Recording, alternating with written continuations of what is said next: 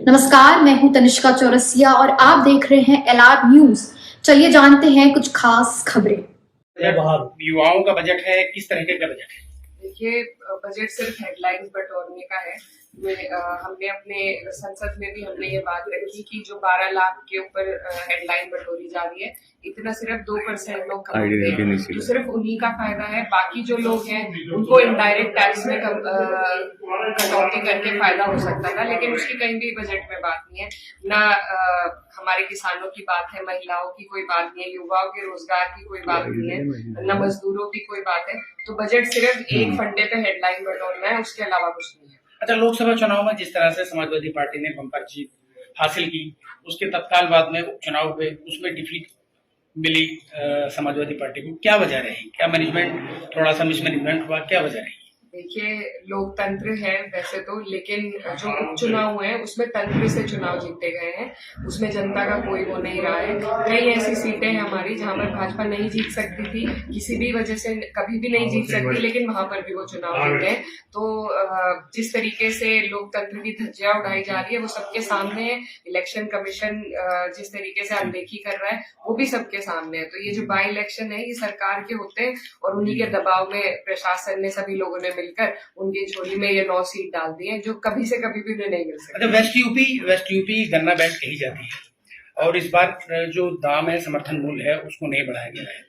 क्या मांग है समाजवादी का? क्या स्टैंड है? क्या मांग करती है समाजवादी पार्टी? समर्थन मूल्य बढ़ाया ही नहीं बल्कि घोषित भी नहीं किया गया है। हमारी मांग ये है कि पिछली बार से ज्यादा बढ़ाकर की जाए। कई चुनाव में कई जगहों पर ये भी वादे किए गए कि 400 पार सीटें होंगी तो 400 पार ही गन्ने का दाम होगा। तो हमारी मांग है कि कम से कम 400 पार तो करें। हालांकि अब जो महंगाई बढ़ती जा रही है और किसान जिस तरीके से परेशान है, तो गन्ने का मूल्य तो और भी देना चाहिए, क्योंकि जो किसान है वो हमारे देश की रीढ़ की हड्डी है। तो लेकिन पिछली बार से तो बढ़ना ही चाहिए। मैडम, कुंभ मेले में जिस तरीके से गवर्नमेंट ने 50 करोड़ का अपना ये डेटा उनके पास है कि 50 करोड़ वहां पहुंचे हैं शरणार्थी, लेकिन ट्रेजेडीज जो हुई हैं, जो कैजुअलिटीज हुई हैं, उसको लेके कोई स्पष्ट बात नहीं हुई है। और हाउस में, सदन में इस बात को लेके कोई चर्चा का कुछ प्लान है? क्या है, कैसे रहे? जी, हुई है इस पर चर्चा।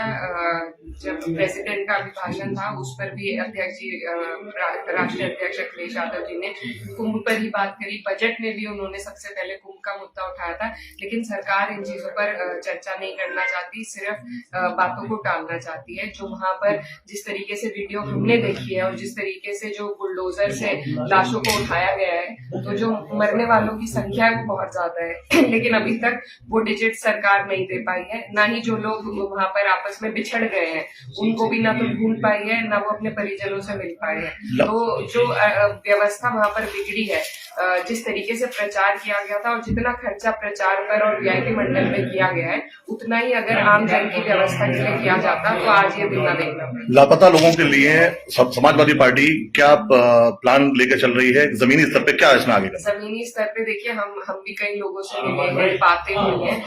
जो वहाँ पर हमारा शहरी संगठन है, वहाँ इलाहाबाद में जो हमारी पार्टी के लोग हैं वो लगातार अपने ही संसाधन से लोगों को ला रहे हैं, ले जा रहे हैं और उनकी मदद कर रहे हैं। कई लोगों को चोट लगी है, कई लोग बीमार पड़े हैं, कई बुजुर्ग लोग ठंडे पानी में डुबकी लगाने से भी उनकी तबीयत खराब हुई है। तो उन सब लोगों को मदद देने का काम समाजवादी पार्टी का संगठन धरातल पर है। आज के कार्यक्रम का, आज का जो विजिट है, इसका पर्पस क्या?